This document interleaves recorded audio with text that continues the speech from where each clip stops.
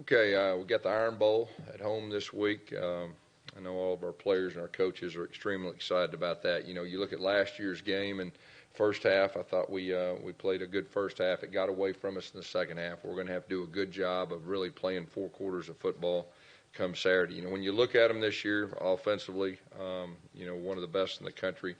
One of the more explosive offenses, if not the most explosive offense. You look at the receivers, they can all take short ones a long way. The running backs are very impressive. Do a good job running, but they also do a good job catching the ball out of the backfield. And then, of course, their offensive line is one of the best in the country. They do have a new quarterback, but the games he's played, he's been efficient. And looks like he has a good grasp of the offense. When you look at their defense, one of the top-ranked defenses in our league again.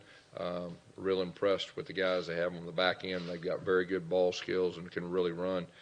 And then special teams, really what stands out to me is their punt returner, Waddle. He's dynamic. He's changed games. He's changed field position. You turn on the tape, and it's explosive play after explosive play. So we're going to have to do a super job, dealing with him. This will be our fifth top 10 opponent. So the good thing is it won't be a shock to our system, and really hoping that'll be an advantage for us. It'll be senior day, which is always special, to honor this group that has done such a good job for us. And then I want to congratulate Derek Brown, finalist for 6 national awards. He chose to come back, and he's had his best season. He's playing as good a football as anybody in the country. And, I know that Heisman is usually for offensive players and all that, but there can't be too many better players around the country than him. So real excited for him. But, overall, we're excited the Iron Bowl, and we're excited that we're playing at home. Questions? Sometimes, the schedule is the schedule. As you mentioned, you faced a lot of top 10, top 15 teams this year. One could argue it's one of the toughest ones in Auburn history. Just what do you make of this season, and then going forward, whether it's going to get easier or tougher? Well, I think you got to focus on the Iron Bowl right now, and the fact that we are battle tested. We played some of the best teams in the country, and so we've hung in there. We had chances to win, some of those. So I think that really helps us. And then, you look at the future. I mean, we've got some outstanding young guys. I know the focus has been on the seniors, which have done a super job, but we've got some young guys that can flat out play. So the future's real bright, real excited for the future, and we'll cross that bridge as far as the schedule goes, next year. So it's a lot different than a few years ago, but most people now talk about Alabama's offense. What do you see out of Alabama's defense? Yeah, well, like I said, statistically, they're one of the best in the league. They play a lot of guys up front. They have some young linebackers, but they're very talented. But really what stands out to me, their secondary is very impressive to watch.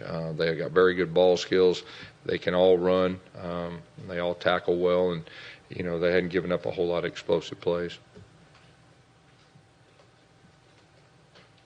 Where have you seen Bo progress since that Oregon game? What's that? Where have you seen Bo progress since that Oregon game? I think it's overall just understanding of our offense, having a better feel for his teammates, and just all the above, and he's learned this year against the toughest defenses probably in all of college football, like we talked about with the schedule, and this is another one. But that really helps your learning curve and accelerates learning, and I think he's got a good command of our offense and and the personnel that we have around him.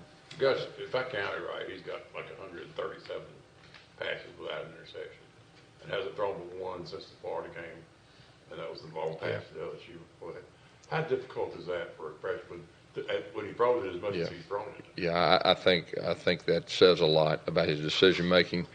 Protecting the football is the number one thing, especially when you're playing in big games, and he's really it allows you to call plays and trust the quarterback that we're not going to turn it over. That's probably the biggest thing, but that is very impressive, especially for a young quarterback with the defenses that he's won against. Other than Oregon and all these top 10, top 15 opponents you face, what has been the common thread that you guys have come up just short? Yeah, when you look back at close games, there's a fine line between winning and losing, and a lot of times it's either one or two plays, impact plays when the game's on the line that you have to make to win the game, and that's probably the thing that has stood out the most. We've been very close. We had opportunities. You look back, there's one or two things, and if you would have made those plays, we would have had a good chance to win, or we'd have won the game. So, when you're playing, it's the top teams, you got to make plays to win the game, and so that's really our goal for this one, and that we'll need to do that. Is it the law of averages at some point that you come out on the right side of the big plays? When you get done? I'd like to think so. So you believe in a football guy? I believe in God. I don't believe in a football guy. It's not a football guy? No. A football moment? No, I've never been asked that one. When you think of the seniors that you're going to honor, what are some things about this class that kind of stands out? Well, first of all, they're outstanding young men with outstanding families, and have represented Auburn super, off the field, on the field, and some very, very talented football players too. So, I say it every year. You get close to guys, and you're with them 3 and 4 years, some of them 5 years, and this is their last rodeo, last home game, which is always special. Then you throw the Iron Bowl on top of that, and it's as good as it gets. And I know that you can just sense our leadership, and you can really sense the young guys really rallying behind them, knowing how important this is to them and how important their legacy is, especially a game like this. We're almost the end of the road here with your season back as play caller. How do you think you've done? How's that gone? Yeah, at times we've played good football. At times, like I said, we've come up a little short, and feel good about going into this one. We need to play well on offense. We know that, and really looking forward to getting out there with a bunch. There hasn't been a strictly defensive player that's been a Heisman finalist since 2012, I think. That's right. What do you think sets Derek apart then? I said that you usually don't have defensive guys, but if you just look at who the best players are, he needs to be in that conversation. So I don't care if it's a kicker or a defensive player or an offensive player. He's dominant, and he's a game-changing type player, and so that's the reason I just wanted to mention that. But yeah, I knew the fact that doesn't happen much. As an offensive coach, how do you deal with a guy like him if you're game planning? Oh, yeah, you game plan. I mean, you got a game plan around him, and it really starts with him. And, when you go against him in practice, it's the same deal. I mean, he's a disruptor, really raised his level. He had a good year last year, but he's really raised his level, playing with confidence, and he's disrupting things. And he really makes people around him, better. In the big games this year, you guys have had a good bit of scoring opportunities and just haven't been able to finish those drives. What do you do kind of in practice or trying to game plan to try to, is there anything you can do to say? Well, it's about execution in the moment. That's kind of what the question Brandon asked. I mean, you got to execute in the moment, and how you do that, you do it on the practice field, and just keep repping and, get more confidence. And you get more confidence by reps in practice. That's when you get better, and that's what we've constantly tried to do. And a lot of things carry over. Even though you may have not called something or only called something once in practice reps, you want to make sure and call the things that your players feel comfortable with, that they've repped in practice time and time again, and been successful. And so, that's part of it. And, we'll need to hit those when we have those opportunities and score touchdowns. Well, I know Alabama's got 19 plays at 40 or more yards. They've only given up 2.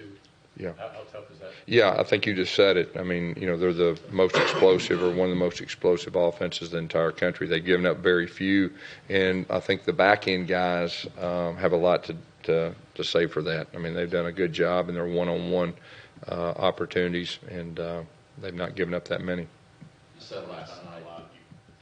How tough is it to coach against Nick Saban? What makes his team so hard to beat? Well, they're first of all, they're talented. They're always going to be one of the most talented teams in the country, or the most talented. And he does a good job coaching them. But this is what the 10th Iron Bowl I've been part of, and so each other pretty good, and we'll see what happens. Gus, how different is it, just the whole atmosphere for this game compared to any other game? Yeah, there's nothing like it. There's nothing like Iron Bowl's different. It was, when I first got here, everybody would talk about it, about how special it was, and you go, okay, yeah, but you got to experience it. It's one of those things that all you got to do is experience it one time. You know, whether you're a coach, player, or fan, and it's different. And you know, it's real special. And you know, I feel blessed. This will be my 10th one.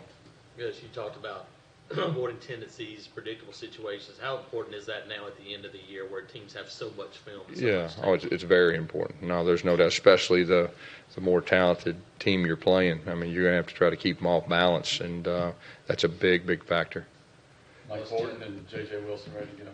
Yeah, both of them practiced yesterday, and both of them will practice again today. Was yesterday a full-blown practice? Yeah, yesterday was like our regular Sunday practice, so it was just an hour practice. We just tried to stay in routine. We switched our off day to a regular day, and we got more time since we're not in school. So same schedule we've been doing. Today will be our big work day, you know, our regular Tuesday. We'll get back on track, and we'll have a normal Wednesday tomorrow, and then Thursday we'll get up early and have our Thursday practice, get the guys out around noon so they can spend time with their families and everything that goes with that. Do you think of JJ as a wideout now? He's very flexible. I mean, he can put his hand down and can block, and then we can split him out. You've seen us move him around outside, inside, so he gives you a lot of flexibility, you know, to move him around. And you like it because he catches the ball well. Yeah, he does. He does a good job of catching the ball, and he does a good job blocking too. I mean, he's done a very solid job with He that. doesn't look like a wideout, right? I mean, What's that? he doesn't look like a wideout. I mean, he's a former linebacker.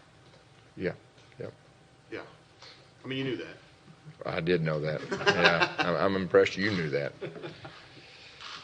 You mentioned him earlier, but Mac Jones being the starting quarterback in Yeah. this game for Alabama, what have you seen out of him, and how does that kind of the matchup kind of change maybe a little bit? Well, you know, I think if you look, I mean, he's you know, he's got unbelievable talent all around him. And, you know, we've got the game or two on him and all that, and you can see he has a good understanding, you know, of their offense.